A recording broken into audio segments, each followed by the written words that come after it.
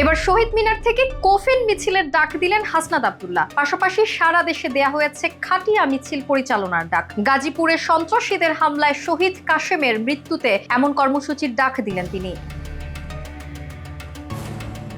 নিজের verified Facebook পেজে দেয়া এক পোস্টে এমন কর্মসূচির ঘোষণা দিয়েছেন হাসনাত, যেখানে তিনি লেখেন, গাজীপুরে আওয়ামী সন্ত্রাসীদের হাতে শহীদ বীর কাশেমের জানাজা ৯টায় কেন্দ্রীয় শহীদ মিনারে অনুষ্ঠিত হবে।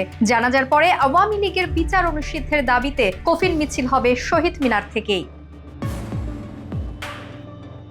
পোস্টে আরো বলা হয়, সারা দেশে প্রত্যেক জেলা, উপজেলা, ইউনিয়নে, গ্রামে শহীদ বীর কাশেমের গায়েবানা জানাজা এবং আওয়ামী লীগের বিচার অনুষিদ্ধের দাবিতে খাটিয়া মিছিল অনুষ্ঠিত হবে। সবাই নিজেদের নির্ধারিত সময়ে তা পালন করবে। এর আগে গাজীপুরে প্রতিমন্ত্রী মোজাম্মেল হকের বাড়ি ভাঙচুরকে কেন্দ্র করে ছাত্রদের উপর হামলার ঘটনা ঘটে। এতে গুরুতর আহত হন বেশ কিছু সংখ্যক ছাত্র, যার মধ্যে ছিলেন স্থানীয় আবুল কাশেম নামক এক যুবক। আহত হওয়ার পর বেশ কিছুদিন হাসপাতালের আইসিইউতে অবস্থান করেছেন তিনি। তবে দীর্ঘ লড়াই শেষে মৃত্যুর কোলে ঢলে পড়েছেন আবুল কাশেম। এমন ঘটনায় একাধিক পোস্ট দিয়েছেন বৈষম্য বিরোধী ছাত্র আন্দোলনের অন্যতম সমন্বয়ক হাসনাত আব্দুল্লাহ, যেখানে বাংলাদেশ আওয়ামী লীগকে চিরতরে নিষিদ্ধ ঘোষণা করার ডাক দেন তিনি। একটি পোস্ট শেয়ার করে তিনি বলেন, হয় আওয়ামী লীগ থাকবে, না হয় আমরা থাকবো।